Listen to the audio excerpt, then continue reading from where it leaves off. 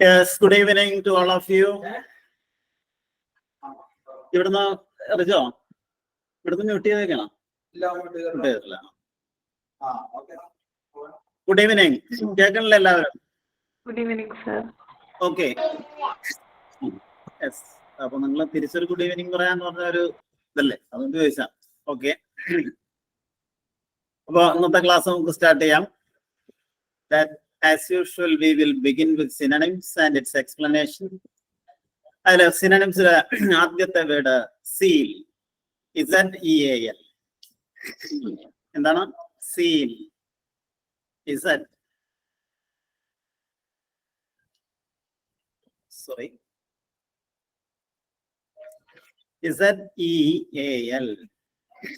Seal. Seal എന്ന് പറഞ്ഞാൽ ഉത്സാഹം അല്ലെങ്കിൽ ഉന്മേഷം, ഗ്രേറ്റ് എന്തൂസിയാസം. സീൽ എന്താ? സീൽ എന്ന് പറഞ്ഞാല് അമിതമായിട്ടുള്ള ആവേശം അല്ലെങ്കിൽ ഉത്സാഹം, ശുഷ്കാന്തി. അതിന്റെ സിനോണിംസ് ആയി ഉപയോഗിക്കുന്ന വേർഡ്സ് ഒന്ന് പാഷൻ, PASSION. പാഷൻ എന്ന് പറഞ്ഞാൽ അതിയായ താല്പര്യം എന്നാണ് പാഷൻ. ഭ്രമം എന്നൊക്കെ നമ്മൾ പറയില്ലേ, പാഷൻ. മറ്റൊരു വേർഡ് ഫെർവർ, FERVOUR. FERVOUR, ഫെർവർ. പാഷൻ എന്നുള്ളതിന് ഡിവോഷൻ എന്നർത്ഥം നമുക്ക് പറയാൻ പറ്റില്ല. അപ്പോ ഫെർവർ, FERVOUR. ഫെർവർ എന്ന് പറഞ്ഞാൽ അത്യാസക്തി, വീമൻസ് എന്നൊക്കെ നമുക്ക് നല്ല ഇംഗ്ലീഷിൽ പറയാം. ഫെർവർ.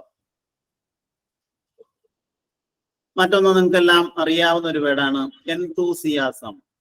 അതിന്റെ സ്പെല്ലിംഗ് മാത്രം മനസ്സിലാക്കി വെക്കുക. എന്തൂസിയാസം, ENTHUSIASM. എന്തൂസിയാസം. ആ സ്പെല്ലിംഗ് പഠിക്കുക. മിക്കവാറും പലർക്കും തെറ്റിപ്പോണ ഒന്നാണ് എന്തൂസിയാസത്തിന്റെ സ്പെല്ലിംഗ്. എന്തൂസിയാസം എന്ന് പറഞ്ഞാൽ ആവേശം എന്നാണ് അതിന്റെ അർത്ഥം. അപ്പൊ ആവേശമുള്ള എന്ന അർത്ഥത്തിൽ ഉപയോഗിക്കുന്ന വേർഡ് ഏതായിരിക്കും, പറയാമോ? എന്തൂസിയാസം ഒരു നൗൺ ഫോം ആണ്. എന്തൂസിയാസ്റ്റിക്. Very good. ആരാ പറഞ്ഞത്? ലക്ഷ്മി പാർവതി അല്ലെ? ഓക്കെ, ലക്ഷ്മിയുടെ നാട് എവിടെയാണ്?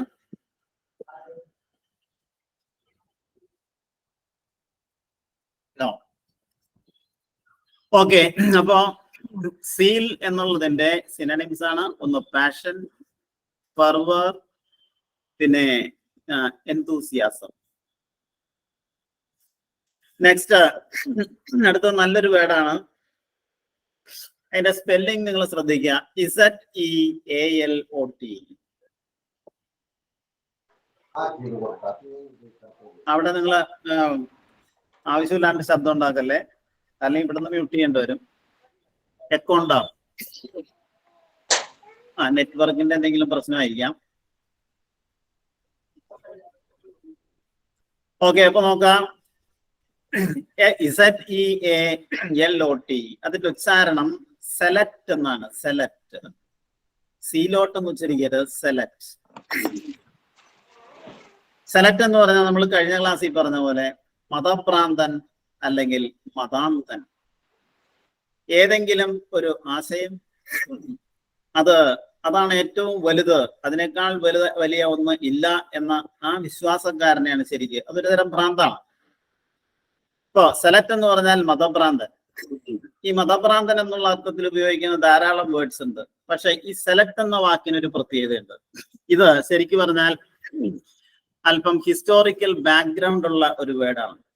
സെലക്ട് എന്ന് പറഞ്ഞാൽ ആരാണ് ശരിക്കും പറഞ്ഞു കഴിഞ്ഞിട്ടുണ്ടെങ്കിൽ, ഈ റോമൻ മേധാവിത്വത്തിനെതിരെ പോരാടുകയും AD 70 ജെറുസലേമിന്റെ പതനത്തിന് വഴിയൊരുക്കുകയും ചെയ്ത ഒരു ജൂത സായുധ വിപ്ലവ സംഘം ഉണ്ടായിരുന്നു.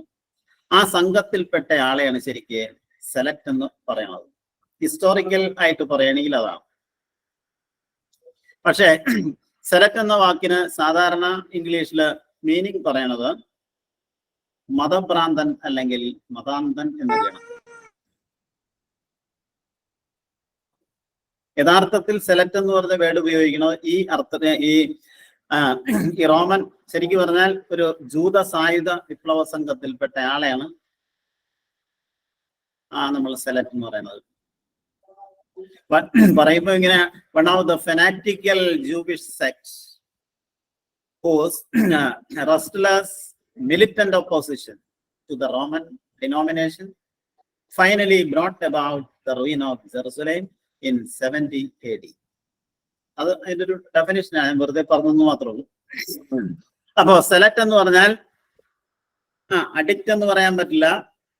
എന്തെങ്കിലും ഒരു നിങ്ങൾക്ക് അറിയാവുന്നതാണ്, ചില ആളുകൾക്ക് ചില പാർട്ടിയോട് ഭയങ്കരമായ ഭ്രമം ഉണ്ടാവും. ഇപ്പൊ കമ്മ്യൂണിസ്റ്റ് പാർട്ടി ആണെങ്കിലും ചിലർക്ക് അതിനോട് ഭയങ്കരമായ ഒരു അന്ധത ഉണ്ടാവും. അങ്ങനെയുള്ള ആളുകളെ നമുക്ക് സെലക്ട് എന്ന് പറയാം. അപ്പൊ സെലക്ട് എന്നുള്ളതിന്റെ സിനണിം ഒന്ന് കഴിഞ്ഞ ക്ലാസ്സിൽ പറഞ്ഞൊരു വേർഡാണ് അത് ബിഗോട്ട്. BIGOT, bigot. ബിഗോട്ട് എന്ന് പറഞ്ഞാൽ എന്താണ്? മതഭ്രാന്ത്. ബിഗോട്രി, ബിഗോട്ട് മതഭ്രാന്തൻ.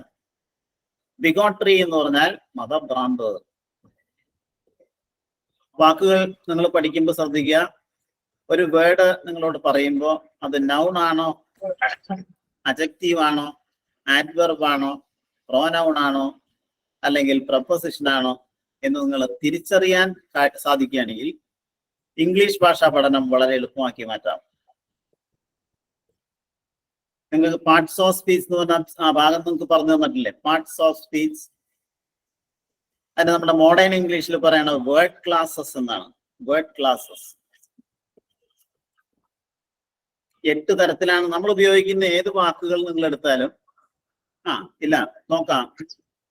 അല്ല, അതും കൂടി നിങ്ങൾ അറിഞ്ഞിരിക്കുന്നതാണ്. ഞാൻ അതിനെക്കുറിച്ചൊരു ചെറിയൊരു ഇൻട്രൊഡക്ഷൻ നിങ്ങൾക്ക് പറഞ്ഞുതരാം. നമ്മൾ നിത്യ ജീവിതത്തിൽ ഉപയോഗിക്കുന്ന ധാരാളം വാക്കുകളുണ്ട്. ആ വാക്കുകളെല്ലാം ഈ പറയുന്ന 8 വിഭാഗത്തിൽ ഏതെങ്കിലും ഒരു വിഭാഗത്തിൽ പെടുന്നതായിരിക്കും. ഇപ്പൊ ഞാൻ പറയുന്ന ഷിജിൻ വർഗീസ് ഒരു വേർഡാണത്. അത് ഒരാളുടെ പേരാണ്. അപ്പൊ അതുകൊണ്ട് അത് നൗണാണ്. പാർവതി അത് ഒരു പേരാണ്, അപ്പൊ അതൊരു നൗണാണ്. അപ്പൊ നോക്കാം, ഇംഗ്ലീഷിൽ വേർഡ് ക്ലാസസ് എന്ന് പറഞ്ഞാൽ അതിന് 8 വിഭാഗമുണ്ട്. അതില് ആദ്യത്തേത് noun, pronoun, verb, adverb, preposition, conjunction and interjection. ഏതൊക്കെയാണത്? അത് നമ്മൾ മനസ്സിലാക്കിയിരിക്കേണ്ട ഒരു കാര്യമാണ്. നൗൺ ഒന്ന്, അതിനൊരു ഓർഡർ ഉണ്ട്. നിങ്ങൾ ആ ഓർഡറിൽ തന്നെ മനസ്സിലാക്കണമായിരിക്കും ഏറ്റവും നല്ലത്. നൗൺ എവിടെയെങ്കിലും എഴുതി വെച്ചോ നിങ്ങൾ. Noun, pronoun, adjective, verb, adverb, preposition, conjunction and interjection. കുറച്ച് സ്പീഡിൽ പറയുന്നത്. സ്പീഡ് കൂടി ഞാൻ സ്പീഡ് കുറച്ച് പറയാം. ഞാനിത് പറയണ്ട എന്ന് വിചാരിച്ചിട്ടാണ്. അപ്പൊ എന്തായാലും നിങ്ങൾക്കത് എന്തെങ്കിലും കാര്യത്തിൽ ഉപകരിക്കുമോ? നൗൺ ഒന്ന്. Next one pronoun, PRONOUN.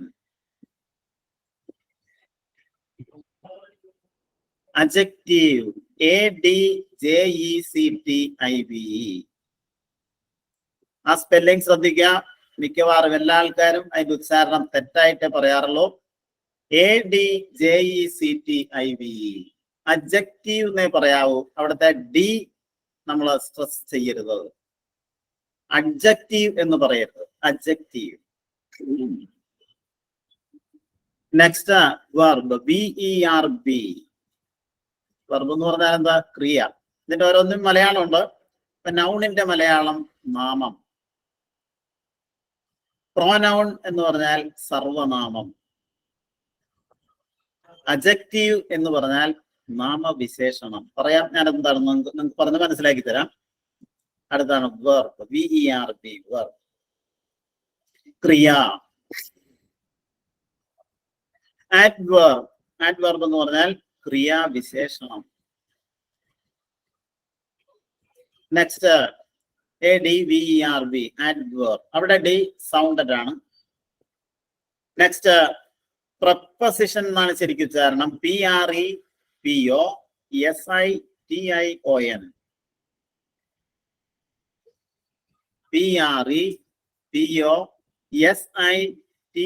PREPOSITION. നിങ്ങളിത് എഴുതിയിരിക്കണ്ടോ?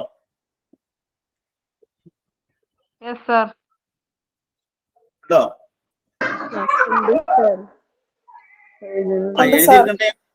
എഴുതിയെടുക്കണ്ടേ പറയാം നിങ്ങള്. കാരണം ഇത് നമ്മള് ശരിക്കും പറഞ്ഞ ഒരു ആധികാരിക പഠനമാണ്. വാക്കുകളാണ് ശരിക്കും പറഞ്ഞാൽ നമ്മൾ ആദ്യം ഐഡന്റിഫൈ ചെയ്യേണ്ടത്. അതിനുശേഷമേ ഫങ്ഷണൽ ഗ്രാമർ എന്ന് പറഞ്ഞ ഈ ഗ്രാമർ എന്ന് പഠിച്ചിട്ട് കാര്യമുള്ളൂ സത്യത്തിൽ. അപ്പൊ അതുകൊണ്ട് അടുത്ത ഭാഗം പ്രപ്പസിഷൻ, PREPOSITION. അതിന് പലരും ഉച്ചരിക്കുന്നത് പ്രിപ്പോസിഷൻ എന്നാണ്. പ്രപ്പസിഷൻ എന്നാണ് ശരിക്കും ഉച്ചാരണം. അടുത്തത് കൺജങ്ഷൻ. അതിന്റെ സ്പെല്ലിംഗ് ശ്രദ്ധിക്കുക. CONJUNCTION. സ്പെല്ലിംഗ് നോക്കിയാൽ നിങ്ങള് CONJUNCTION. കൺജങ്ഷൻ. ഘടകം എന്നാണ് അതിന്റെ അർത്ഥം മലയാളത്തിൽ. ഇനി അടുത്തത് ഇന്റർജെക്ഷൻ ആണ്. ഇതും പലരും തെറ്റിച്ചു വെച്ചിരിക്കാറുള്ളതാണ്. ഇന്റർജെക്ഷൻ.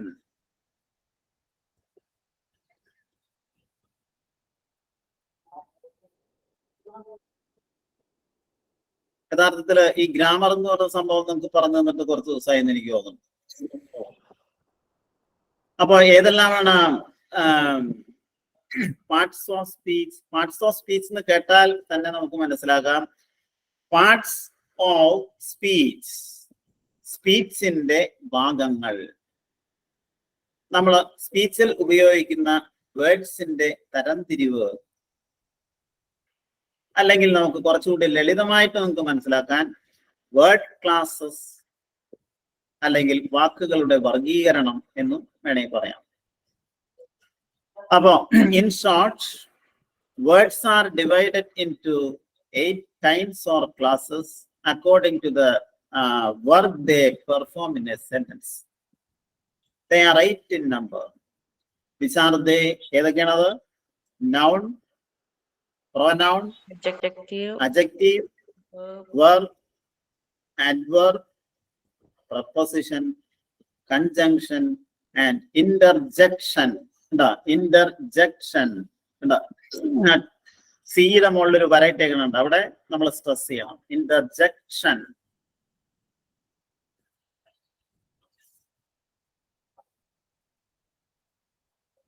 അപ്പോ ഞാനിപ്പോ ഒരു വേർഡ് നിങ്ങളോട് പറയണം. ആ വേർഡ് ഈ 8 വിഭാഗത്തിൽ ഏതിൽ ഉൾപ്പെടുത്താൻ കഴിയും എന്ന് നമ്മൾ തിരിച്ചറിയണം. അതാണ് ശരിക്കും നമ്മുടെ ആദ്യത്തെ ടാസ്ക്. സ്പീക്ക്, സംസാരിക്കുക. എന്തുകൊണ്ട്? അത് ഒരു പ്രവൃത്തിയെ സൂചിപ്പിക്കുന്ന ഒരു പദമാണ് അല്ലെ. അതുകൊണ്ട് അതിന് വെർബ് എന്ന് പറയാം അല്ലെ. ഷീ,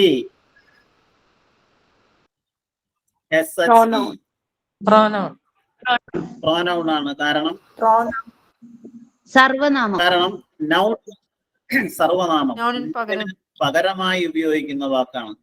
അതെങ്ങനെയാണ് നൗണിന് പകരമായിട്ട് ഉപയോഗിക്കുന്നതെന്ന് ഞാൻ പറയാം. ഇപ്പൊ നമ്മള് ആദ്യം ഒരു സെന്റൻസ് പറയാം. കൗ ഈസ് എ ഡൊമസ്റ്റിക് ആനിമൽ. ഒരു വാക്യം പറയണം നിങ്ങളോട്. കൗവിനെ കുറിച്ച് നിങ്ങൾ 5 വാക്യം എഴുതാൻ നിങ്ങളോട് പറയണത്. അപ്പൊ നമ്മൾ എഴുതണ എങ്ങനെയായിരിക്കും? ആദ്യം cow is a domestic animal എന്ന് പറയും.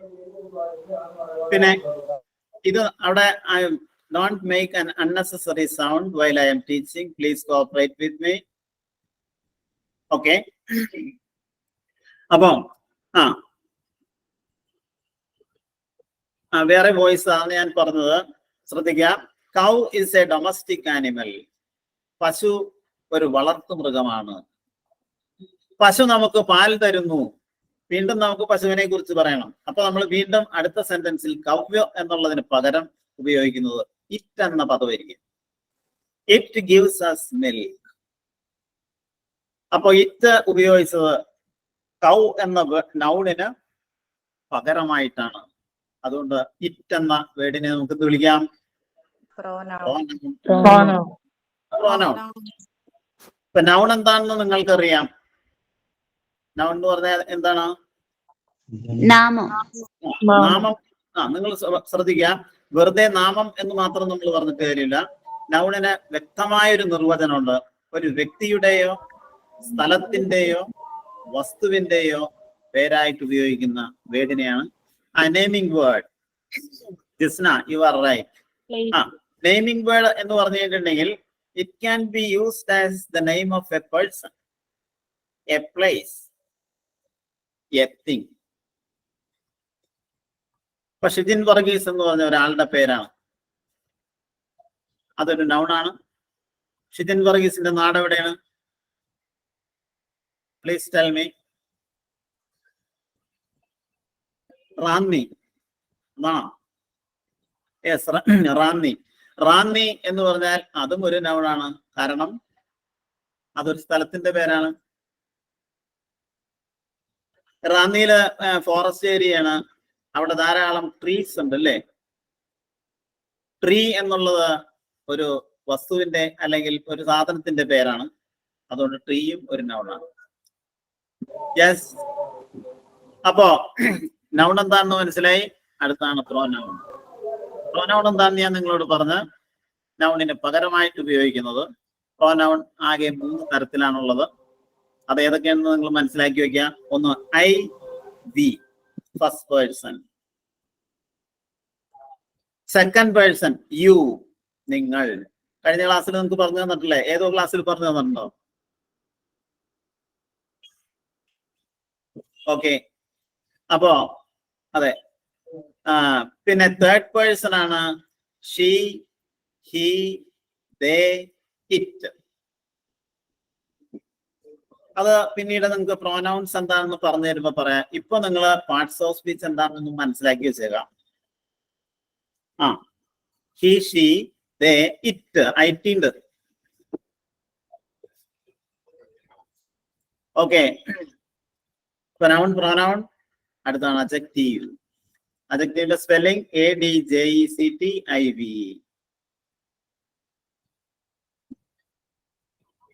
അഡ്ജക്റ്റീവ് എന്ന് പറഞ്ഞാൽ മലയാളം കൂടി മനസ്സിലാക്കുക, നാമവിശേഷണം.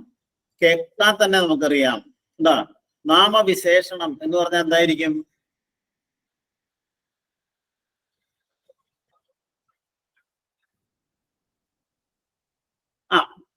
നാമത്തെ വിശേഷിപ്പിക്കുന്ന അല്ലെങ്കിൽ ഒരു നൗണിനെ ഡിസ്ക്രൈബ് ചെയ്യുന്ന പദം.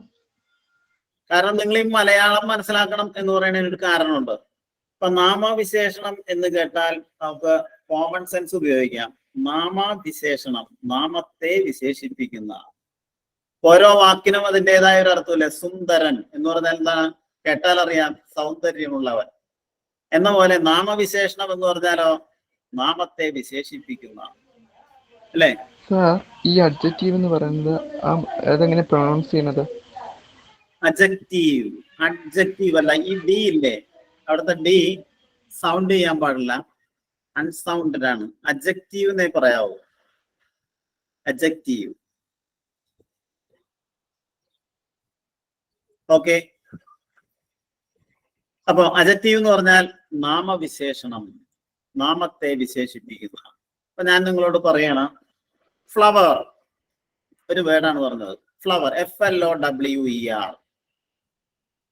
ഫ്ലവർ എന്ന് കേട്ടാൽ നമുക്ക് എന്ത് മനസ്സിലാവും? ഒരു പൂവ്. പക്ഷേ അത് എങ്ങനെയുള്ള പൂവാണെന്ന് നമുക്കറിയില്ല. ആ പൂവിനെ ഡിസ്ക്രൈബ് ചെയ്യാൻ, അതിന്റെ സവിശേഷത എടുത്തു പറയാൻ ഞാൻ അതിനു മുന്നിലായി ഒരു വാക്ക് കൂടി കൂട്ടിച്ചേർക്കണം. Red, RED, or beautiful. Beautiful flower. എങ്ങനെയുള്ള ഫ്ലവർ? ബ്യൂട്ടിഫുൾ, മനോഹരമായ. ആ ബ്യൂട്ടിഫുൾ എന്ന വേർഡാണ് അവിടുത്തെ adjective. Boy, a brilliant boy. Brilliant ആണ് അവിടുത്തെ adjective. Girl, a cute girl. CUT, cute ആണ് അവിടുത്തെ അഡ്ജക്റ്റീവ്. അപ്പോ നൗൺ, പ്രൊനൗൺ, അഡ്ജക്റ്റീവ്. അടുത്താണ് വെർബ്, VERB. ഇതിനെ കുറിച്ച് പറയാനെന്നുണ്ടെങ്കിൽ ധാരാളം നിങ്ങളോട് പറയാനുണ്ട്. പക്ഷെ ഇപ്പൊ എന്താണ് ഇതിന്റെ ഒരു ആശയം മാത്രം നിങ്ങൾ മനസ്സിലാക്കി വെക്കുക. Verb, VERB, verb. വെർബ് എന്ന് പറഞ്ഞാൽ ക്രിയ എന്നാണ് അതിന്റെ അർത്ഥം. അതായത് നമ്മൾ ചെയ്യുന്ന ഒരു പ്രവൃത്തിയെ കാണിക്കാൻ ഉപയോഗിക്കുന്ന പദം. അതായത് സബ്ജക്റ്റ് ചെയ്യുന്ന പ്രവൃത്തി എന്താണോ ആ പ്രവൃത്തിയെ സൂചിപ്പിക്കാൻ ഉപയോഗിക്കുന്ന വാക്കിനെയാണ് നമ്മൾ വെർബ് എന്ന് പറയുന്നത്. അല്ലെങ്കിൽ സബ്ജക്റ്റിന്റെ അവസ്ഥയെ കാണിക്കാൻ ഉപയോഗിക്കുന്ന ആ വേർഡിനെയും നമുക്ക് വെർബ് എന്ന് പറയാം. സബ്ജക്റ്റിന്റെ അവസ്ഥ എന്ന് പറയുമ്പോൾ ഞാൻ പറയണം, I am a teacher. ഞാൻ ഒരു ടീച്ചറാണ്. I എന്ന ഞാന്റെ അവസ്ഥ എന്താണ്? Is A teacher. ഒരു ടീച്ചറാണ് എന്ന ആ എന്റെ അവസ്ഥയാണ് അവിടെ സൂചിപ്പിച്ചിട്ടുള്ളത്. അപ്പൊ ഈസ് എന്നുള്ളത് അവിടെ വെർബാണ്. അപ്പൊ വെർബുകളെ കുറിച്ച് നമ്മൾ പറയുകയാണെങ്കിൽ ക്രിയ എന്നാണ് അതിന്റെ മീനിങ്. വെർബ്സിനെ നമുക്ക് പല തരത്തിൽ തരംതിരിക്കാം. ഈ നൗണിനെയും തരംതിരിക്കാം. യഥാർത്ഥ പഠനം എന്ന് പറഞ്ഞാൽ ശരിക്കും അതാണ്. അപ്പൊ വെർബ് എന്ന് പറഞ്ഞാൽ നിങ്ങൾക്ക് കഴിഞ്ഞ ക്ലാസ്സുകളിൽ ഏതോ ക്ലാസ്സുകളിൽ പറഞ്ഞതായിട്ട് ഞാൻ ഓർക്കുന്നുണ്ട്, ഓക്സിലിയറി വെർബ്സ്. യഥാർത്ഥത്തിൽ 3 തരത്തിലാണ് വെർബ്സ് ഉള്ളത്.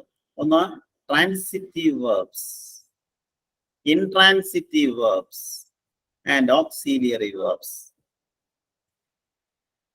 Transitive, intransitive and auxiliaries. അപ്പൊ വെർബ് എന്താണെന്ന് നിങ്ങൾ മനസ്സിലാക്കുക. ഇത് ഞാൻ പിന്നീട് ഓരോ വഴിക്ക് പറഞ്ഞുതരാം. അടുത്തതാണ് അപ്പൊ വെർബ്. ഒരു വാക്യം നമ്മൾ പറയുമ്പോൾ അതിൽ വെർബ് ഏതാണെന്ന് നിങ്ങൾ പിക്ക് ഔട്ട് ചെയ്യണം, അല്ലേ? Shijin Varghese lives in Ranni. Shijin Varghese lives in Ranni. അതിലെ വെർബ് ഏതാണ്? lives, LIVES, താമസിക്കുന്നു അല്ലെങ്കിൽ ജീവിക്കുന്നു, അല്ലേ? അപ്പൊ Inuni reads the Quran. Inuni reads the Quran. Reads ആണ് അവിടുത്തെ വെർബ്. കാരണം ഇനൂനി ചെയ്യുന്ന പ്രവൃത്തി എന്താണോ അതാണ് വെർബ്. വെർബിന്റെ ആ കാറ്റഗറൈസേഷൻ നിങ്ങൾക്ക് ഞാൻ പറഞ്ഞുതരാം. അതായത് വെർബിന്റെ ആ വിഭജനം അതുകൂടി ശരിക്കും നമ്മൾ പഠിക്കേണ്ടതാണ്. അത് സ്ലോ ആയിട്ടേ പറ്റുള്ളൂ. Next adverb. എന്താണ് ആഡ്വർബ്? ആഡ്വർബ് എന്ന് പറഞ്ഞാൽ ആഡ്വർബ് എന്ന് പറഞ്ഞാൽ അഡ്ജക്റ്റീവ് പോലെ തന്നെ. അഡ്ജക്റ്റീവ് എന്തിനാ ഉപയോഗിക്കുന്നത്? ഒരു നൗണിനെ വിശേഷിപ്പിക്കാൻ, ഒരു നൗണിനെ ഡിസ്ക്രൈബ് ചെയ്യാനാണ്. പക്ഷെ ആഡ്വർബ് ഉപയോഗിക്കുന്നതോ ഒരു വെർബിനെ ഡിസ്ക്രൈബ് ചെയ്യാനാണ്. അതുകൊണ്ടാണ് അതിനെ ക്രിയാവിശേഷണം എന്ന് പറയുന്നത്. കേട്ടോ, ക്രിയാവിശേഷണം, ക്രിയയെ വിശേഷിപ്പിക്കുന്ന. മനസ്സിലായോ? അവിടെ വേറെ എന്തോ സൗണ്ട് കേൾക്കുന്നുണ്ട്. എല്ലാവരും നിങ്ങൾ ശ്രദ്ധിച്ചിരിക്കാം. കാരണം ഇങ്ങനത്തെ ഈ ഇതാണ് ശരിയായിട്ടുള്ള നമ്മുടെ ട്രഡീഷണൽ മെത്തേഡ്. ഗ്രാമർ ലേണിംഗിന്റെ ട്രഡീഷണൽ മെത്തേഡ് ഇതാണ്. ഇതല്ലാണ്ട് ഇപ്പൊ ഒരുപാട് ക്ലാസ്സുകളൊക്കെ ആളുകൾക്ക് ഉണ്ട്. ഒരു സെന്റൻസ് എഴുതിയിടും, ഇതിനെങ്ങനെ പറയാം എന്നൊക്കെ ചോദിക്കും. പക്ഷെ അതൊന്നും കാര്യമില്ല. സിദ്ധാർത്ഥ് അവിടെ മ്യൂട്ട് ചെയ്യാം, എക്കോ ഉണ്ട്. ഓക്കെ, അപ്പൊ നമ്മൾ പറഞ്ഞത് ആഡ്വർബ് അല്ലെങ്കിൽ ക്രിയാവിശേഷണം അല്ലെ. ക്രിയയെ വിശേഷിപ്പിക്കാൻ അല്ലെങ്കിൽ ഒരു ക്രിയയുടെ സവിശേഷത അല്ലെങ്കിൽ അതിന്റെ പ്രത്യേകത എടുത്തു പറയാൻ നമ്മൾ ഉപയോഗിക്കുന്ന വാക്കിനെയാണ് ക്രിയാവിശേഷണം എന്ന് പറയുന്നത്. Describes, it is used to describe not an action, it is used to describe a verb. ഒരു ക്രിയയെ ഡിസ്ക്രൈബ് ചെയ്യാൻ, ക്രിയയെ വിശേഷിപ്പിക്കാൻ, ക്രിയ ഏത് രീതിയിൽ നടക്കുന്നു എന്ന് പറയാൻ. ഇപ്പോ ദ മാൻ റൺസ്, ഞാൻ പറയണം the man runs, the man runs, ആ മനുഷ്യൻ ഓടുന്നു. നമുക്ക് ആ വാക്യം കേട്ടാൽ എന്ത് മനസ്സിലായി നമുക്ക്? ദ മാൻ റൺസ്, ആ മനുഷ്യൻ ഓടുന്നു. പക്ഷെ എങ്ങനെ ഓടുന്നു എന്ന് നമുക്കറിയില്ല. അയാളുടെ ഓട്ടത്തിന്റെ പ്രത്യേകത എടുത്തു പറയാൻ ഞാൻ അതിനോടൊപ്പം വേറൊരു വേർഡ് ചേർക്കുകയാണ്. The man runs fast. In what manner does he run? The man runs fast. എങ്ങനെ ഓടുന്നു? ഏത് രീതിയിൽ?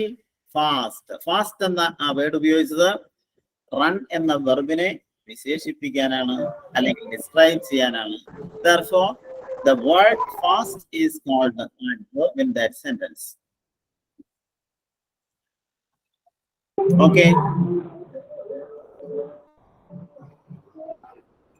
നിങ്ങളവിടെ നോയ്സ് ഉണ്ടാക്കാണ്ടിരിക്കാം. What is the difference between sound and noise? സൗണ്ടും നോയ്സും തമ്മിലുള്ള വ്യത്യാസം അറിയാമോ? നോയ്സ് ഡിസ്റ്റർബൻസ് ഉണ്ടാക്കും. അതെ, ഡിസ്റ്റർബൻസ് ഉണ്ടാക്കുന്ന ഫോം ഓഫ് സൗണ്ടിനെയാണ് നമ്മൾ എന്ത് പറയണത്? നോയ്സ് എന്ന് പറയണത്. അതുപോലെ മൈന്യൂട്ട് ഡിഫറൻസ് ഉള്ള ഒരുപാട് വാക്കുകളുണ്ട്. നിങ്ങൾക്കറിയാം, നിങ്ങളോട് പറഞ്ഞിട്ടുണ്ടോ എന്ന് എനിക്കറിയില്ല. ബാറ്റിൽ ആൻഡ് വാർ.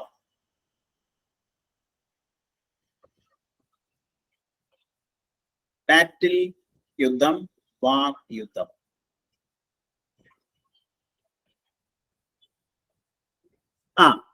ബാറ്റിൽ എന്ന് പറഞ്ഞാൽ യുദ്ധം എന്ന് തന്നെയാണ്. പക്ഷേ ബാറ്റിൽ രണ്ട് ആളുകൾ തമ്മിലുള്ള യുദ്ധത്തെയോ അല്ലെങ്കിൽ രണ്ട് നാട്ടുരാജ്യങ്ങൾ തമ്മിലുള്ള യുദ്ധത്തെയോ ആണ് നമ്മൾ വാർ എന്ന് പറയുന്നത്. ബാറ്റിൽ എന്ന് പറയുന്നത് the battle between Travancore and Cochin. But war എന്ന് പറഞ്ഞാൽ അതല്ല, രണ്ട് രാഷ്ട്രങ്ങൾ തമ്മിലുള്ള യുദ്ധത്തെയാണ് വാർ എന്ന് പറയുന്നത്. The war between India and Pakistan. അതൊരിക്കട്ടെ. അപ്പൊ നമ്മളിപ്പോ പറഞ്ഞു വന്നത് ഏതാണ്? ആഡ്വർബ്. ആഡ്വർബ് എന്ന് പറഞ്ഞാൽ ക്രിയയെ വിശേഷിപ്പിക്കാൻ, ക്രിയയെ മാത്രമല്ല അജക്റ്റീവിനെയോ മറ്റൊരു വെർബിനെയോ വിശേഷിപ്പിക്കാൻ ആഡ്വർബ് ഉപയോഗിക്കാറുണ്ട്. അതവിടെ ഇരിക്കട്ടെ. നിങ്ങൾ ആഡ്വർബ് എന്താണെന്ന് മനസ്സിലാക്കാം. It is used to modify or describe a verb. ധാരാളം ഉദാഹരണങ്ങളുണ്ട്. ഇപ്പൊ യേശുദാസ് സിംഗ്സ്, യേശുദാസ് പാടുന്നു. നല്ല ഇതിന്റെ അർത്ഥം. ഞാൻ കൂടെ ഒരു പദം കൂടി ചേർക്കണം. Yesudas sings beautifully. Yesudas sings, Yesudas പാടുന്നു. എങ്ങനെ പാടുന്നു? ബ്യൂട്ടിഫുള്ളി, മനോഹരമായി. അപ്പൊ ബ്യൂട്ടിഫുള്ളി എന്ന വാക്കാണ് അവിടുത്തെ ആഡ്വർബ്. മിക്കവാറും ആഡ്വർബ്സ് LY-യിലായിരിക്കും അവസാനിക്കുന്നത്. ബ്യൂട്ടിഫുൾ അല്ല. ബ്യൂട്ടിഫുൾ എന്ന് പറഞ്ഞാൽ അഡ്ജക്റ്റീവ് ആണ്. ബ്യൂട്ടിഫുള്ളി ഉണ്ടോ? ബ്യൂട്ടിഫുൾ അഡ്ജക്റ്റീവ്, ബ്യൂട്ടിഫുള്ളി എന്ന് പറഞ്ഞാൽ ആഡ്വർബ്, ക്രിയാവിശേഷണം.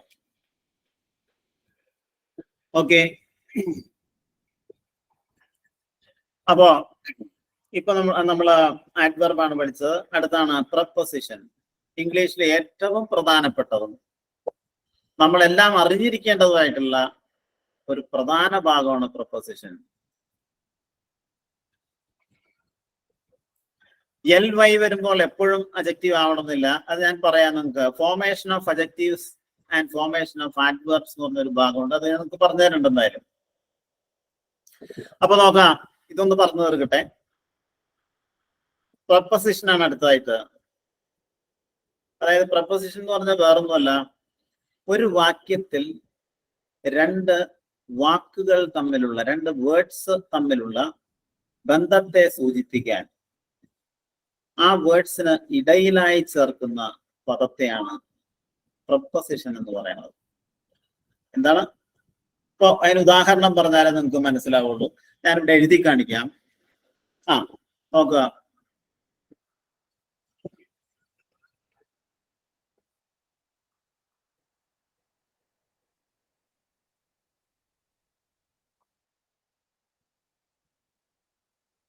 ഒരു ഫ്രൈസ് ആണ് ഇവിടെ എഴുതിയിട്ടുള്ളത്.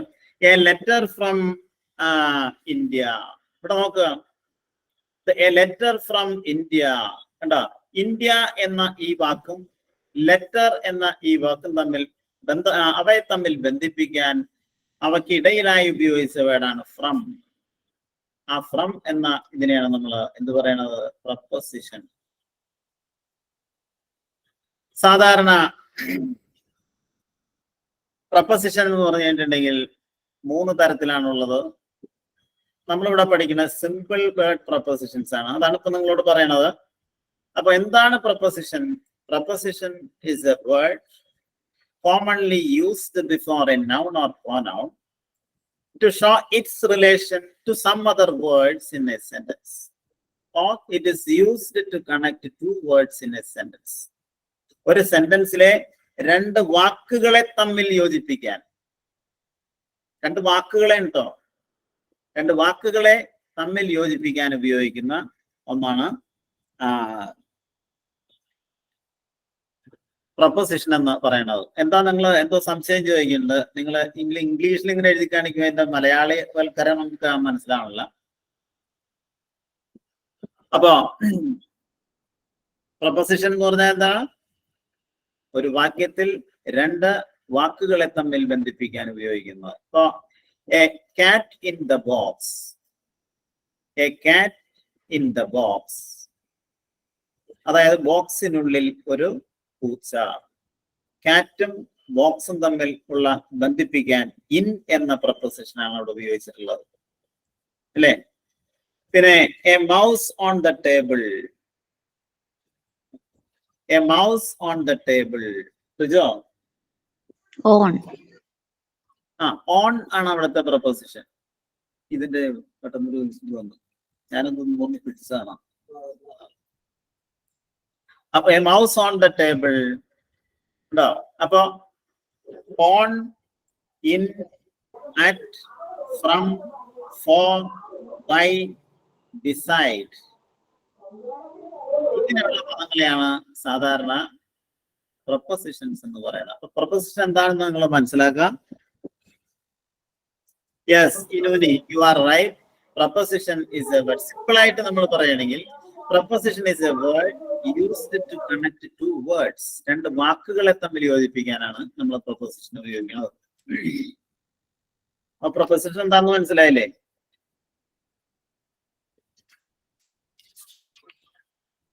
ഓക്കെ. അപ്പോ ഞാനൊരു സെന്റൻസ് പറയാം. കണക്ഷൻ വേർഡ് എന്ന് നമുക്ക് പറയാൻ പറ്റില്ല, ലിങ്കിങ് വേർഡ് എന്ന് വേണേ പറയാം കേട്ടോ. നിങ്ങൾ ഒരു കാര്യം ശ്രദ്ധിക്കുക. ഞാനൊരു സെന്റൻസ് നിങ്ങളോട് പറയും, അതിലെ പ്രപ്പോസിഷൻ ഏതാണെന്ന് നിങ്ങൾ പറയണം. നോക്കണം. The monkey climbed up the tree. The monkey climbed up the tree. കുരങ്ങൻ മരത്തിന്റെ മുകളിലേക്ക് കയറി. അപ്പാണ് അവിടുത്തെ UP. അങ്ങനെ ധാരാളം ഉണ്ട്. Over and above. അത് പ്രപ്പോസിഷൻസ് തന്നെ ഉപയോഗിക്കുന്നതിന് വളരെ നിയമങ്ങളുണ്ട്. അത് പിന്നീട് പറയുന്നതായിരിക്കും. അപ്പൊ പ്രപ്പോസിഷൻ എന്താണെന്ന് മനസ്സിലായില്ലേ? Okay. Yes. Okay. Then next conjunction ആണ്. ഉച്ചാരണം ശ്രദ്ധിക്കുക. കാരണം നിങ്ങൾ ഇനി അത് ആർക്കെങ്കിലും പറഞ്ഞു കൊടുക്കുമ്പോ പോലും ഈ ഉച്ചാരണത്തിൽ വളരെയധികം ശ്രദ്ധിക്കേണ്ടതാണ്. കൺജങ്ഷൻ എന്നാണ് ഉച്ചരിക്കുന്നത്. CONJUNCTION. Conjunction. Siddharth, once again I tell you, please keep quiet. Next conjunction ആണ്. കൺജങ്ഷൻ എന്ന് പറഞ്ഞാൽ വേറൊന്നുമല്ല, അതും കണക്റ്റിംഗ് വേർഡ് തന്നെയാണ്, അല്ലേ? പക്ഷേ വാക്കുകൾ, വേർഡ്സിനെയോ ഫ്രേസിനെയോ ക്ലോസിനെയോ ഒക്കെ ബന്ധിപ്പിക്കാനാണ് അത് ഉപയോഗിക്കുന്നത്. ഞാനൊരു വാക്യം നിങ്ങളോട് പറയാം. He works hard to earn his bread and butter. He works hard. എഴുതി കാണിക്കണോ? He works hard. നോക്കാം. ഹി വർക്ക്സ് ഹാർഡ്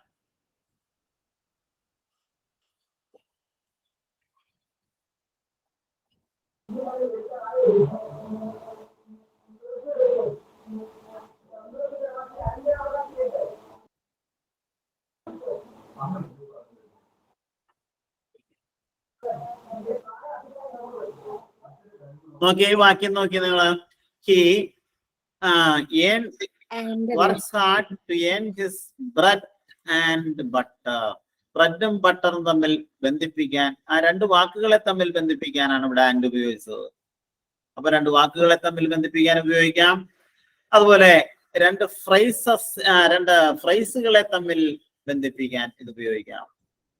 അപ്പൊ എന്താണ് ഫ്രൈസ് എന്ന് നിങ്ങൾ ആദ്യം മനസ്സിലാക്കണം. അല്ലാണ്ട് അത് പറഞ്ഞിട്ട് കാര്യമില്ല. തൽക്കാലം ഫ്രൈസ് എന്താണെന്ന് നിങ്ങൾ ഒരു വാക്കുകളുടെ കൂട്ടം എന്ന് മനസ്സിലാക്കാം. അല്ലെ, ഫ്രൈസ് എന്താണെന്ന് ഇപ്പൊ പറയണോ? ബാക്കിയുള്ള ഭാഗത്തേക്ക് നമുക്ക് കടക്കേണ്ടതാണ്. അതെന്താണ് നിങ്ങളുടെ ഇഷ്ടം എന്താണെന്ന് വെച്ചാൽ അതുപോലെ പറയാം.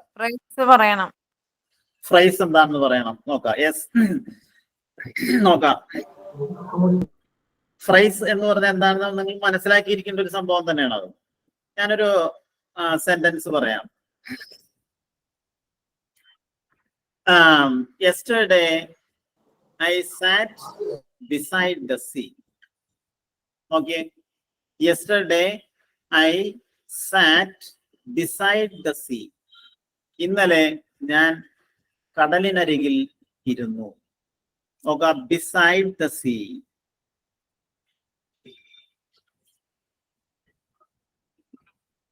ഇവിടെ നോക്കിയേ. beside the sea എന്ന് പറഞ്ഞാൽ എന്താണ്? beside, അരികിൽ, the sea, കടലിനരികിൽ എന്നാണ്.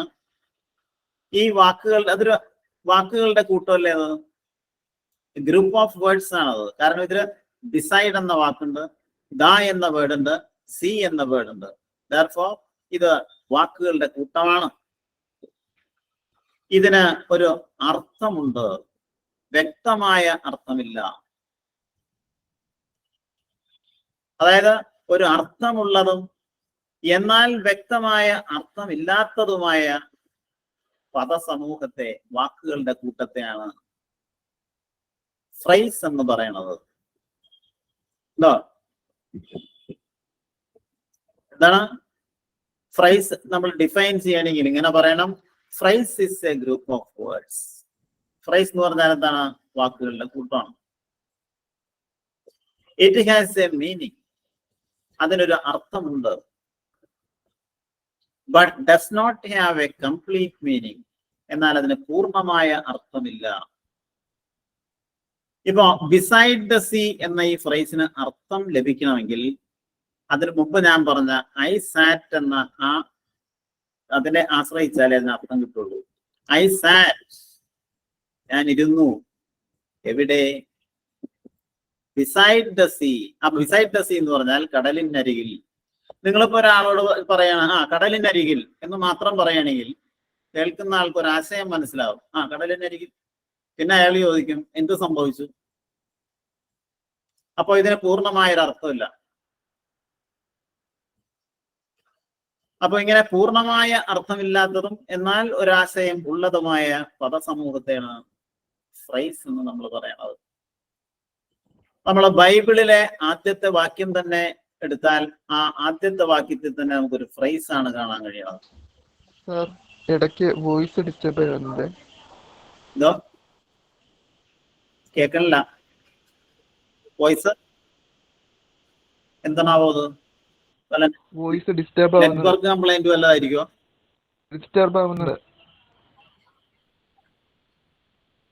ഓക്കെ. അപ്പൊ ഫ്രൈസ് എന്ന് പറഞ്ഞ ഇതാണ്.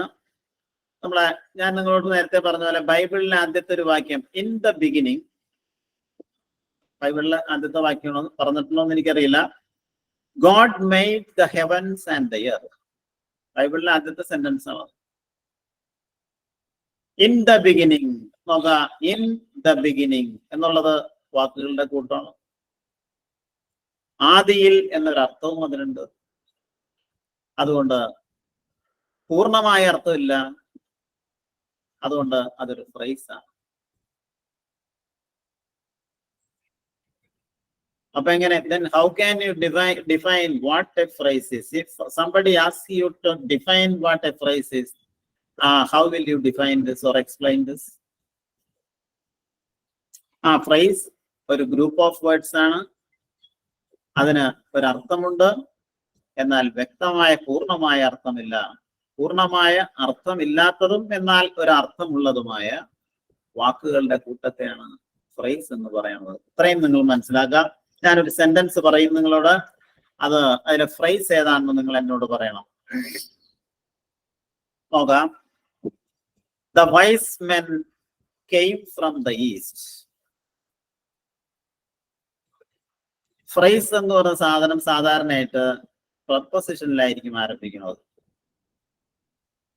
The wise men came from the east. ശ്രദ്ധിക്കുക, അതിലെ from the east ആണ് അതിലെ ഫ്രേസ്. എന്താ? അപ്പോ Sajith Raj will do it as soon as possible. Sajith Raj will do the work as soon as possible. As soon as possible എന്ന് പറഞ്ഞാൽ കഴിയാവുന്ന അത്രയും വേഗത്തിൽ, സാധ്യമായ അത്രയും വേഗം, നേരത്തെ. നല്ലൊരു പ്രയോഗമാണ്. അപ്പൊ ഇതിലെ ഇപ്പൊ പറഞ്ഞ വാക്യത്തിലെ ഫ്രേസ് ഏതാണ്? As soon as. As soon as possible. അപ്പൊ ഇതാണ് ഫ്രേസ് കേട്ടോ. അപ്പൊ നമ്മളിവിടെ പറഞ്ഞു വരുന്നത് രണ്ട് വാക്കുകളെയോ രണ്ട് ഫ്രേസുകളെയോ രണ്ട് ക്ലോസുകളെയോ തമ്മിൽ യോജിപ്പിക്കാൻ ആണ് നമ്മൾ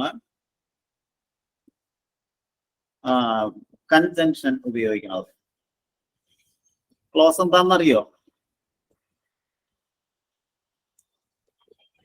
യെസ്, അത് നമുക്ക് എന്തായാലും അടുത്ത ക്ലാസ്സിൽ പറയാം.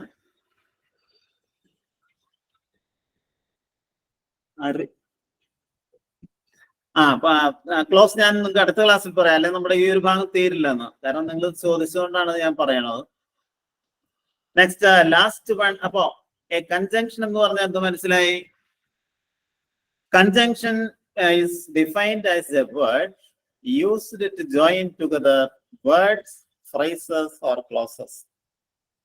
രണ്ട് ക്ലോസുകളെയോ രണ്ടോ മൂന്നോ ക്ലോസുകളെയോ രണ്ട് ഫ്രേസുകളെയോ രണ്ട് വാക്കുകളെയോ തമ്മിൽ ചേർക്കാൻ, ജോയിൻ ടുഗദർ ചെയ്യാൻ ഉപയോഗിക്കുന്ന വാക്കിനെയാണ് നമ്മൾ കൺജങ്ഷൻ എന്ന് പറയുന്നത്.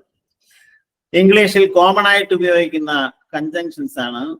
ഒന്ന് ഫോർ, ഫാൻ ബോയ്സ്, അത് നിങ്ങൾക്ക് പറഞ്ഞു തന്നിട്ടുള്ളതാണ്. നെക്സ്റ്റ് അടുത്തത് ഫാൻ ബോയ്സ് എന്ന് ഓർത്താൽ മതി നിങ്ങൾ. FAN, എഫ് എന്ന് പറഞ്ഞാൽ എന്താ? For, AN, B but. പിന്നെ ഫാൻ ബോയ്സ്.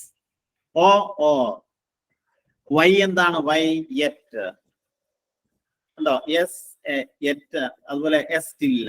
നോക്കാം നെക്സ്റ്റ്. അപ്പൊ നമുക്ക് മനസ്സിലായല്ലോ. സുരഭി നോക്കാം. 8th വൺ ഇതാണ്, ഇന്റർജെക്ഷൻ.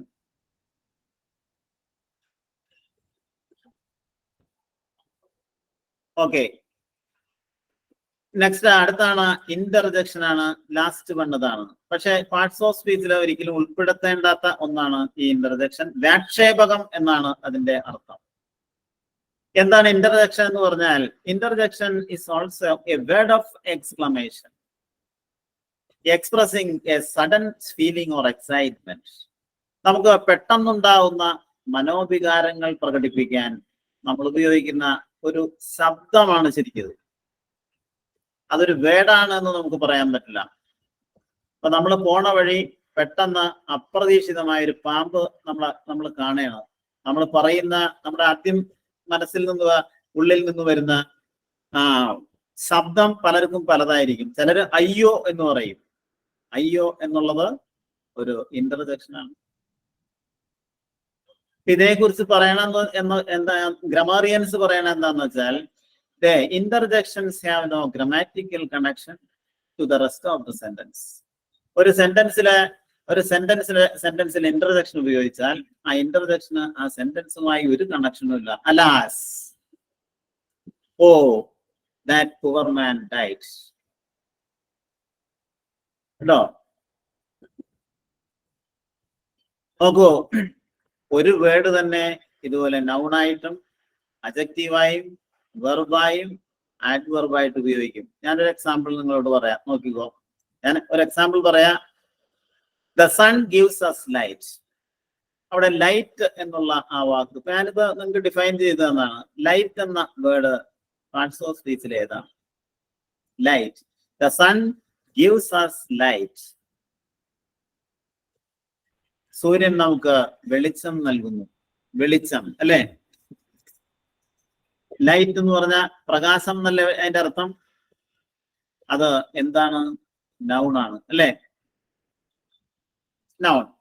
ബട്ട് അടുത്തൊരു സെന്റൻസ് പറയാം. അതില് a light purse makes a heavy heart. ഇംഗ്ലീഷിലൊരു പ്രയോഗമാണത്. A light purse makes a heavy heart. കയ്യിൽ പൈസ ഇല്ല എങ്കിൽ നമുക്ക് മനോവിഷമം ഉണ്ടാവും എന്നാണ് അതിന്റെ ശരിക്കർത്ഥം. A light purse, PURSE. Light purse എന്ന് പറഞ്ഞാൽ അവിടെ ലൈറ്റ് കാലിയായ അല്ലെങ്കിൽ ഒന്നുമില്ലാത്ത, ഭാരം കുറഞ്ഞ എന്നൊക്കെയാണ് അതിന്റെ അർത്ഥം. അപ്പൊ ലൈറ്റ് പേഴ്സ്, ഇവിടെ ലൈറ്റ് എന്താണ്? അജക്റ്റീവ് ആണ്. പേഴ്സിനെ വിശേഷിപ്പിക്കാനാണ് എന്തുപയോഗിച്ചത്? ലൈറ്റ്, അജക്റ്റീവ് അല്ലേ? ഞാൻ അടുത്ത ഒരു സെന്റൻസ് പറയാം. അതില് ലൈറ്റ് എന്തായിട്ടാണ് ഉപയോഗിച്ചിരിക്കുന്നത് നിങ്ങൾ പറയാൻ ശ്രമിക്കാം. We need A torch to light us on our way. We need a a torch to light us. To light us എന്ന് പറഞ്ഞാൽ വെളിച്ചം കിട്ടാൻ. അവിടെ ലൈറ്റ് എന്ന് പറഞ്ഞാൽ വെർബ് അല്ലേ? ക്രിയ ആയിട്ടാണ് ഉപയോഗിച്ചിട്ടുള്ളത്. ഓക്കെ. അതുപോലെ he treated it in a light-hearted manner. light-hearted. അവിടെ ലൈറ്റ് ഉപയോഗിച്ചിട്ടുള്ളത് ആഡ്വർബ് ആയിട്ടാണ്. ഇങ്ങനെ ധാരാളം ആഡ്വർബ്, ക്രിയാവിശേഷണം. ഇപ്പൊ നമ്മുടെ സിനോണിംസ് ആൻഡ് ആന്റണിംസ് ഒന്നും തീർക്കാൻ പറ്റില്ല. ഇത് തന്നെ ഒരു ക്ലാസ്സിൽ നമുക്ക് പറഞ്ഞു വളരെ സ്പീഡാണെങ്കിലും ഇതിൽ നിങ്ങൾക്ക് എന്തെങ്കിലും സംശയങ്ങൾ ഉണ്ടെങ്കിൽ ഇപ്പൊ പറയാട്ടോ. എല്ലാ ആൾക്കാരും ഇത് പഠിച്ചു വെക്കണം. നമ്മുടെ ഭാഷാ പഠനത്തിന്റെ ഏറ്റവും അടിസ്ഥാനമാണ് ഈ പറഞ്ഞത്.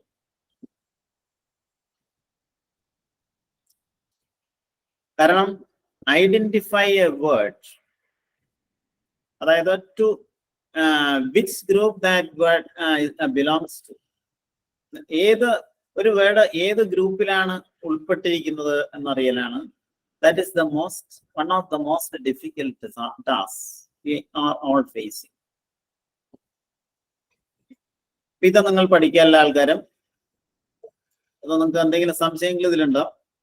ഉണ്ടെങ്കിൽ ചോദിക്കാം. ഇപ്പൊ നൗൺ നമ്മൾ പറഞ്ഞല്ലോ. ഈ നൗൺ എന്ന് പറഞ്ഞാൽ നമ്മളെല്ലാവരും പറയണത് ഇപ്പൊ നൗൺ, നാമം അല്ലെങ്കിൽ പേരെന്നാണ്. ഈ നൗൺ തന്നെ പലതരത്തിലുണ്ട്. അത് നിങ്ങളോട് പറഞ്ഞിട്ടുണ്ടെന്ന് എനിക്ക് തോന്നുന്നുണ്ട് ഇല്ലേ? Concrete noun and abstract noun പറഞ്ഞിട്ടില്ലേ?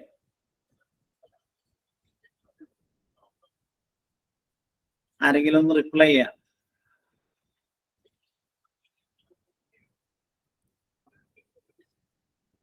പറഞ്ഞിട്ടില്ലായിരിക്കാം. ഓക്കെ, അത് എന്നാലും നിങ്ങൾക്ക് പറഞ്ഞു തരുന്നതായിരിക്കും. അതായത് നൗൺ എന്ന് പറഞ്ഞാൽ കോൺക്രീറ്റും അബ്സ്ട്രാക്റ്റും ആയിട്ടുള്ള രണ്ട് നൗൺസ് ആണുള്ളത്. കോൺക്രീറ്റ് നൗൺസ് എന്ന് പറഞ്ഞാൽ വേറൊന്നുമല്ല, നമുക്ക് കാണാനും തൊട്ട് നോക്കാനും കഴിയുന്ന നൗൺസിനെയാണ് കോൺക്രീറ്റ് നൗൺസ് എന്ന് പറയുന്നത്. ഇപ്പൊ ബുക്ക് നമുക്ക് കാണാം, തൊട്ട് നോക്കാം, അതുകൊണ്ട് അതൊരു കോൺക്രീറ്റ് നൗൺ ആണ്. അബ്സ്ട്രാക്ട് നൗൺ എന്ന് പറഞ്ഞു കഴിഞ്ഞിട്ടുണ്ടെങ്കിൽ നമുക്ക് കാണാനോ കഴിയില്ല, തൊട്ടു നോക്കാനോ കഴിയില്ല, നമുക്ക് സങ്കല്പിക്കാൻ മാത്രമേ കഴിയൂ. അങ്ങനെയുള്ള നൗൺസിനെയാണ് കോൺക്രീറ്റ് നൗൺസ് എന്ന് പറയുന്നത്. ഉദാഹരണത്തിന് ലവ്. സ്നേഹം കാണാൻ പറ്റും, തൊട്ടു നോക്കാൻ പറ്റും, but we can imagine or think of it, or we can feel. അതുപോലെ hate, pleasure, സന്തോഷം കാണാൻ പറ്റില്ല. ഫ്ലൈറ്റ്, വിമാനമല്ല, പറക്കൽ, പറന്നു പോകുന്നതേ കാണാൻ പറ്റുള്ളൂ. പറക്കൽ എന്ന് പറയുന്ന സാധനം നമുക്ക് കാണാൻ പറ്റില്ല. ഇങ്ങനെ വീണ്ടും ക്ലാസിഫിക്കേഷൻസ് ഉണ്ട്. നൗണിന് concrete noun and abstract noun. അതിലും വീണ്ടും സബ് ഡിവിഷൻ ഉണ്ട്. അത് പറയുമ്പോൾ നമുക്ക് ചിലപ്പോൾ ബോറടിച്ചേക്കാം. അപ്പോ ഇത്രയും നിങ്ങൾ മനസ്സിലാക്കാം. സിനണിംസ് ആന്റണിംസ് എന്തായാലും ഇപ്പൊ അടുത്ത ക്ലാസ്സിൽ തരാം, മുഴുവൻ തീരില്ല. ഈ ഭാഗം തന്നെ നമുക്കൊന്ന് ക്ലിയർ ആക്കി അങ്ങോട്ട് പോവാം. അപ്പൊ പാർട്സ് ഓഫ് സ്പീച്ചില് ഏതൊക്കെയാണ് parts of speech? Noun, pronoun, adjective, verb, adverb, proposition, conjunction and interjection. ഇവ എന്താണെന്നും ഓരോന്നും നിങ്ങൾ വ്യക്തമായിട്ട് മനസ്സിലാക്കാം. അവയുടെ സബ് ഡിവിഷൻ നമ്മൾ സ്ലോ ആയിട്ട് പഠിക്കുകയാണെങ്കിൽ ശരിക്കും ഇതുപോലെ തന്നെ പഠിക്കണം. At least 1 year will take for you to learn this almost completely. നിങ്ങൾ സ്വയം പഠിക്കുകയാണെങ്കിൽ നിങ്ങൾക്ക് ഏകദേശം 1 വർഷം ഉണ്ടെങ്കിൽ അത് നിങ്ങൾക്ക് പഠിക്കാവുന്നതാണ്.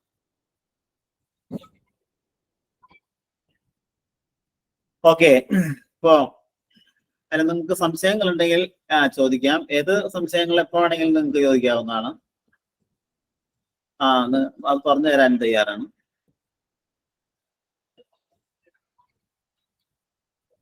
അപ്പൊ ഇനി അടുത്തത്, ഇതിപ്പോ ഈ ഭാഗത്ത് എന്തെങ്കിലും സംശയങ്ങളുടെ പറയാം.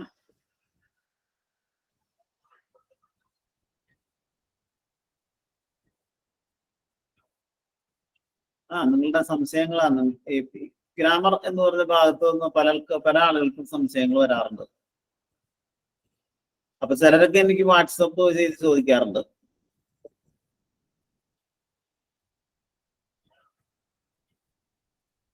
അടുത്തത് എന്താണ് അപ്പൊ നിങ്ങളുടെ പ്രോനൗൺ? ഓക്കെ, പ്രോനൗൺ എന്ന് പറഞ്ഞാൽ പ്രോ എന്ന് പറഞ്ഞാൽ എന്താണ്? PRO. പ്രോനൗൺ എന്ന് പറഞ്ഞാൽ പകരമായി എന്നാണ് അതിന്റെ അർത്ഥം. അപ്പൊ പ്രോനൗൺ എന്ന് പറഞ്ഞാൽ എന്തായിരിക്കും? നൗണിന് പകരമായി ഉപയോഗിക്കുന്ന പദം. A word that is used instead of a noun. Instead of, പകരമായി. Or in the place of a noun. നൗണിന് പകരമായി ഉപയോഗിക്കുന്ന പദത്തെയാണ് പ്രോനൗൺ എന്ന് പറയുന്നത്.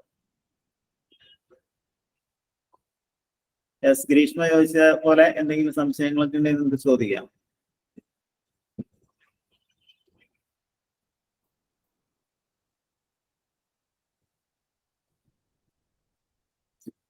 ലവ് എന്നുള്ള വാക്ക് വെർബായിട്ട് ഉപയോഗിക്കാം, നൗൺ ആയിട്ടും ഉപയോഗിക്കാം. വെർബായിട്ട് ഉപയോഗിക്കുമ്പോൾ സ്നേഹിക്കുക എന്നാണ് അതിന്റെ അർത്ഥം. നൗൺ ആയിട്ട് ഉപയോഗിക്കുമ്പോൾ സ്നേഹം എന്നും, വെർബായിട്ട് ഉപയോഗിക്കുമ്പോൾ സ്നേഹിക്കുക എന്നാണ് അതിന്റെ മീനിങ്.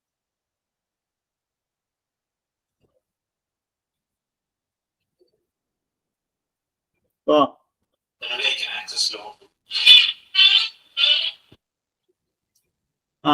പറയൂ.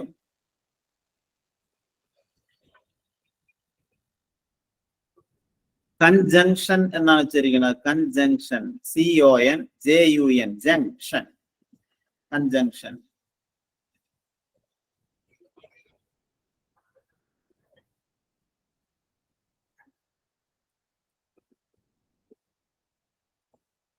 പിന്നെ പറയാ, നിങ്ങള് നൗണിന്റെ ഒക്കെ ക്ലാസിഫിക്കേഷൻ ഞാൻ നിങ്ങൾക്ക് ഓരോ ക്ലാസ്സുകളിലായിട്ട് ഓരോ ഇത് പറഞ്ഞു തരാം.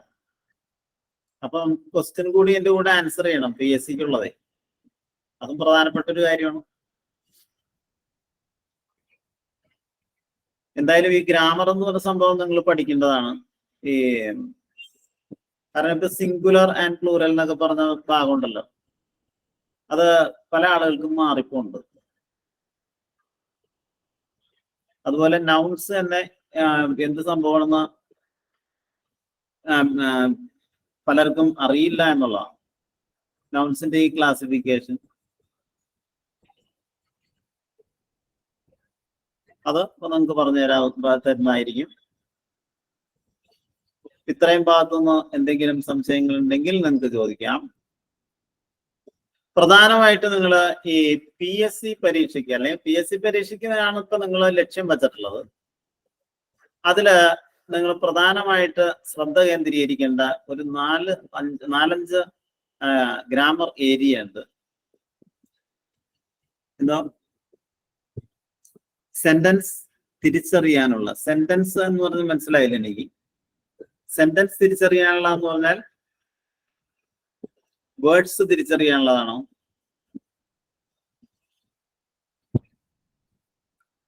നിങ്ങൾ പ്രധാനമായിട്ട് മനസ്സിലാക്കേണ്ടത് PSC-യിൽ തന്നെ സെന്റൻസ് കറക്ഷൻ എന്ന് പറഞ്ഞൊരു ഭാഗം വരും. സെന്റൻസ് ചോദിക്കാൻ ഒരു ക്വസ്റ്റ്യൻ വരാറുണ്ട്. Sentence correction. ഒരു സെന്റൻസ് തരും, അതില് ഏതെങ്കിലും ഒരു ഭാഗത്ത് തെറ്റുണ്ടാവും. ആ എറർ എവിടെയാണ് സ്പോട്ട് ചെയ്യാൻ പറയും.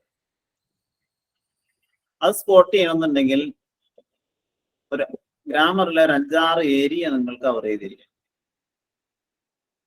അതിൽ പ്രധാനപ്പെട്ടതാണ് auxiliary verbs, passive voice and active voice, പിന്നെ മോഡൽ ഓക്സിലിയറീസ്, വെർബ്സ്, അങ്ങനെ കുറച്ച് ഭാഗങ്ങൾ പ്രധാന. ഞാൻ നിങ്ങൾക്ക് അടുത്ത ക്ലാസ്സിൽ നിങ്ങൾക്ക് പറഞ്ഞു തരുന്നതായിരിക്കും.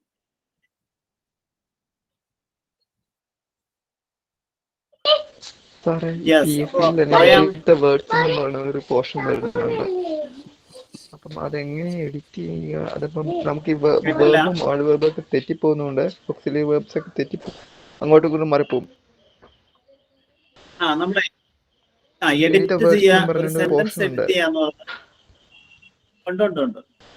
ഒരു സെന്റൻസ് എഡിറ്റ് ചെയ്യണമെന്നുണ്ടെങ്കിൽ നമ്മളിപ്പോ സെന്റൻസ് എന്ന് പറഞ്ഞാൽ നമുക്ക് എന്താ മനസ്സിലായത്?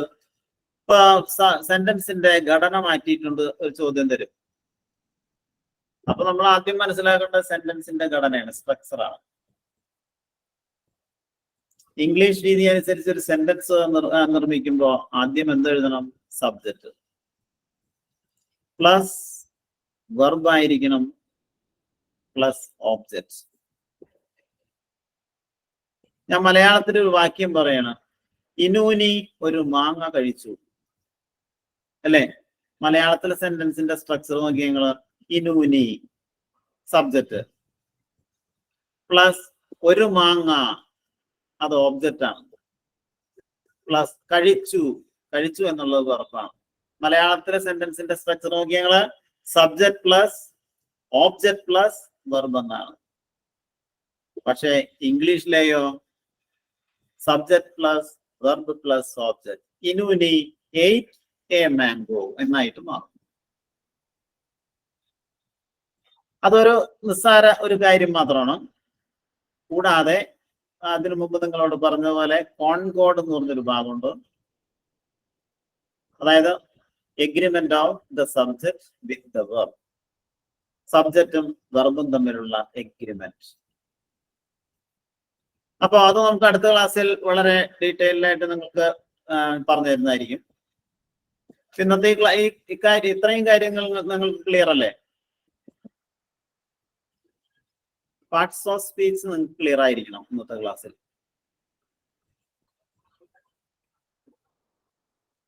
If anybody has any doubt at this time, you can ask me at this time. I am ready to dispel those doubts.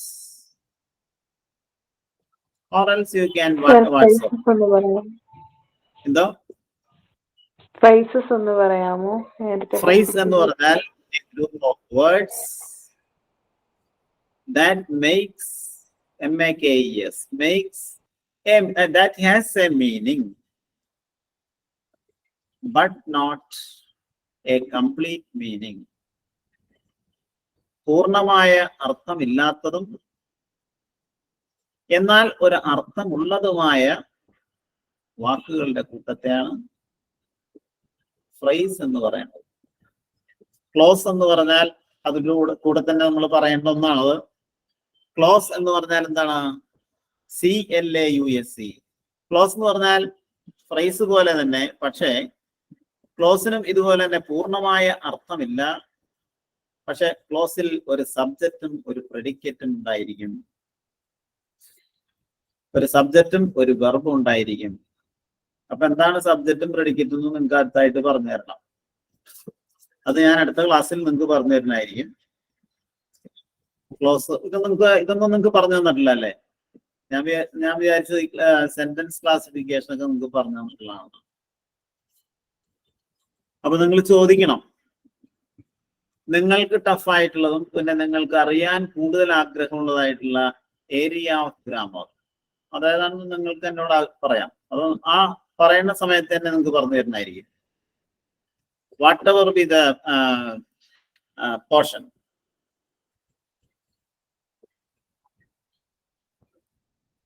Okay, അപ്പോ നമുക്ക് ഇന്നത്തെ ക്ലാസ് ഫൈൻഡ് അപ്പ് ചെയ്യാം. Okay then, good night to all of you. We will meet in the next class. Then all of you study those parts I have taken today. Good night to all of you.